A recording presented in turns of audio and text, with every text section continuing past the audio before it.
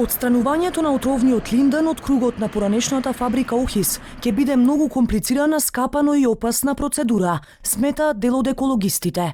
Иако ја поздравуваат одлуката за конечно решавање на овој горлив проблем, потенцираат дека без експерти и строги критериуми постои опасност од дополнителна еколошка катастрофа. Треба точно да се внимава. Треба да се земат експерти наши, ако треба да се консултираат и надворешни, а превозот, складирањето, ракувањето да биде по сите прописи, да не направиме поголема штета отколку што корист. Кои би биле опасностите? Доколку не се придржуваме или доколку има некој киц? Па опасностите би биле заради тоа што тој е самиот отровен. Ако се пушти во воздухот, значи ќе се изотруеме.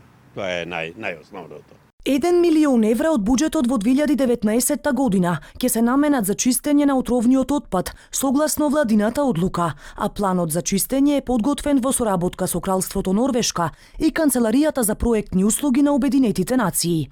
Следниот месец треба да заврши и меѓународниот тендер за избор на најдобрата технологија за деконтаминација на малата депонија кај фабриката.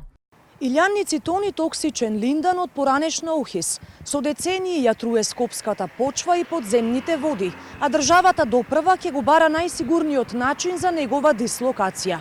Според познавачите, земјината покривка со која што во моментов е покриен и во која што е закопан, не представува заштита и се уште важи за најголемата токсична темпирана бомба.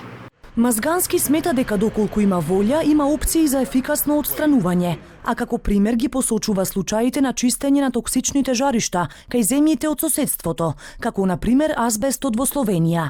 Толку строго го тоа направиле да со специјални пратни, со специјални возила, со специјални места, се има точно пропишале до детали како ќе се постапува со секоја пратка, со секој дел од тоа. Линданот е високотоксична супстанца која се пренесува преку вода, воздух и почва и се акумулира во живите организми. Екологистите редовно алармираат дека државата мора еднаш за секогаш да го реши ова токсично жариште, кое низ годините допрело до сите елементи на животната средина и до ден денес ги труе Скопјани.